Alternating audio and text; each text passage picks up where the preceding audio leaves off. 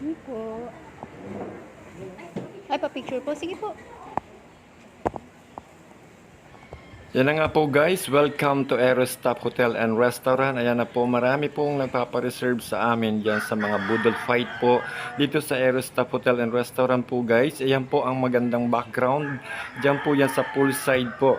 Dyan po yan sa Aerostop. Yan po ang pinaka-background po nila.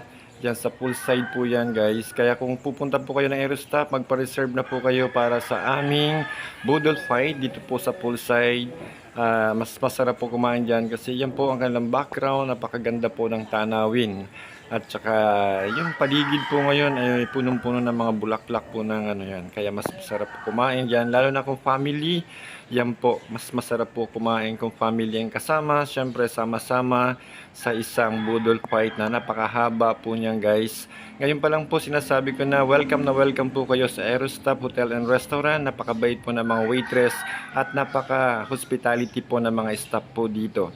So punta na po kayo at magpa-reserve na po kayo dito sa Aerostop Hotel and Restaurant. Yan po ang kanilang background, nakikita nyo naman.